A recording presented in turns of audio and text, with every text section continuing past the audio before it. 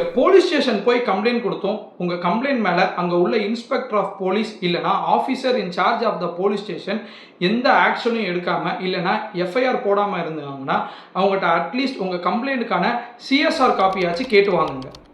CSR அப்படின்னா என்னென்னா, நீங்கள் அந்த ஸ்டேஷனில் அந்த தேதிக்கு கொடுத்த கம்ப்ளைண்ட்டுக்கு கொடுக்குற ஒரு வகையான ரெசிப்ட். அந்த சிஎஸ்ஆரில் என்னெல்லாம் இருக்குன்னு பார்த்தீங்கன்னா, அந்த சிஎஸ்ஆருக்கான ஒரு ரெசிப்ட் நம்பர், அது என்ன ஸ்டேஷன், நீங்கள் எந்த டைமில் கம்ப்ளைண்ட் கொடுத்தீங்க, அந்த கம்ப்ளைண்டன்ஸ்க்கான டீட்டெயில்ஸ், அதர் பார்ட்டிக்கான டீட்டெயில்ஸ், அது எந்த மாதிரியான அஃபென்ஸ் மற்றும் உங்கள் கம்ப்ளைண்ட்டில் கொடுத்துருக்கிற க்ரெக்ஸை அவங்க ஷார்ட்டாக கொடுத்துருப்பாங்க. அப்படி சிஎஸ்ஆரே அவங்க கம்ப்ளைண்ட்டுக்கு கொடுக்காத பட்சத்தில் அந்த கன்சர்ன் இன்ஸ்பெக்டர் ஆஃப் போலீஸை அட்ரஸ் பண்ணி ரெஜிஸ்டர்ட் போஸ்ட் மூலிமா உங்கள் கம்ப்ளைண்ட்டை அவருக்கு அனுப்புங்க.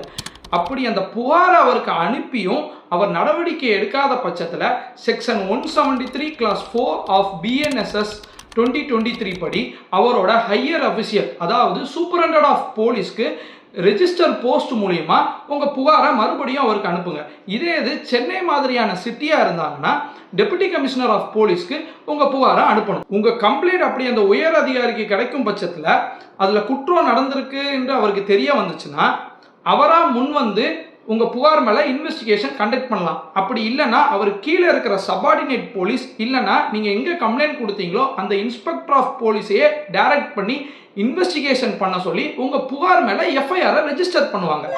அப்படி அந்த மேலதிகாரியும் உங்கள் புகார் மேலே எந்த நடவடிக்கையும் எடுக்காத பட்சத்தில் என்ன பண்ணணுங்கிறத நான் அடுத்த வீடியோவில் சொல்கிறேன்.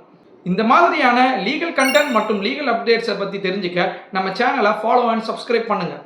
Let us learn law together. Thank you.